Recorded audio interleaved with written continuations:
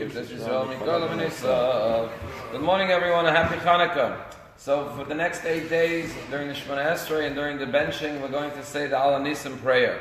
And the way it begins is Al Nisim, we thank God for the miracles, Vala Purkon, we thank God for the salvations, Vala Gvuros, for the mighty deeds, Vala Tshuos, and for the victories. And then we say Va'ala Milchamot, and for the wars, for the wars that He performed for our ancestors in those days at this time. So we understand we're thanking God for the miracles, for the victories, for the salvations. But why would we say, and for the wars? Who thanks God for a war? And if anything, you should go in the order. Ala Milchamot. The wars came before the victories and the miracles and the salvations. So why, after mentioning the miracles, the victories, salvation, we say, and for the wars? Ala Milchamot. Why thank God for a war? Second question is, today's the 25th day of Kislev, and the word Chanukah, one of the meanings is Chanu Chafei. They rested on the 25th day, which means they won the war yesterday and they rested today. The question is, if you're going to name the holiday Chanukah for the victory of the Maccabees, the miraculous victory of the Maccabees over the mighty Greek armies, Syrian Greeks armies, why not use a word that implies victory? Why rested? And the answer perhaps is that what we're implying is that when they won the war, they only rested. You know why they only rested? Because the next war was inevitable. In other words, it wasn't a final victory. Because, the Maccabees won the war. But throughout the ages, there have been many, many attacks and attempts to annihilate the Jewish people. And therefore, they knew we're only resting. Because sooner or later, there'll be another enemy who'll try to destroy us. And therefore, we have to regain our spiritual strength to be ready for the next war, for the next battle. And that's why after all the victories and the miracles and the salvations, we say, Ba'alam Milchamot, we're also thankful that God, we had the perseverance and the determination to keep on fighting the wars in every generation to maintain our Jewish identity. And that, I think, is a very important message of Chanukah. If we think the Maccabees fight was over 2,100 years ago in 164 BCE, we're making a mistake.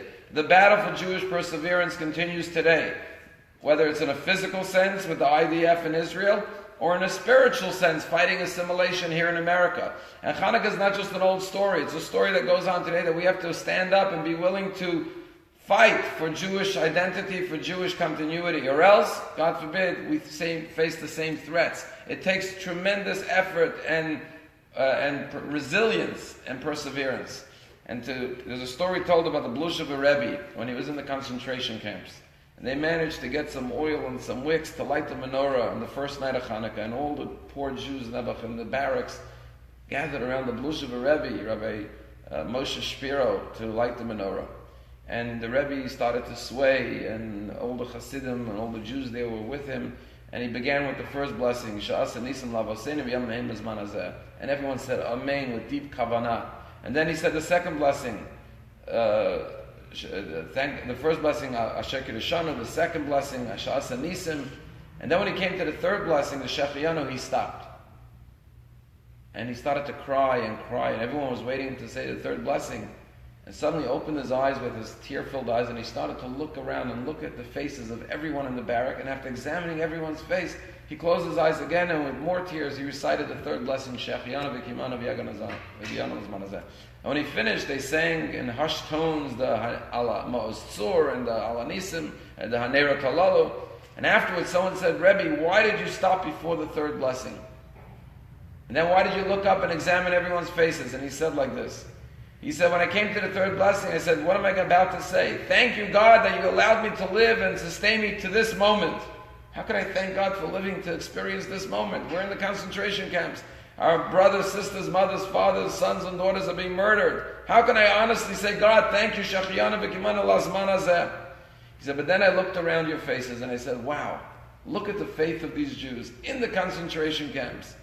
Right here in the darkest place on earth, they're lighting the light of the menorah of Judaism.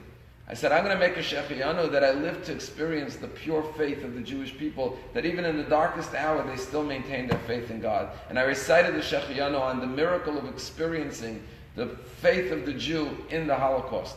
And that's why it's called Chanu Chafei. They rested, but they knew there would be many more battles. Until Mashiach comes, there'll always be battles for Jewish perseverance. And the Chanukah message is we have to stand up bravely and courageously like the Maccabees and do our part to maintain Judaism just like they did 2,100 years ago for ourselves, for our children, for our grandchildren, and for all future Jewish generations.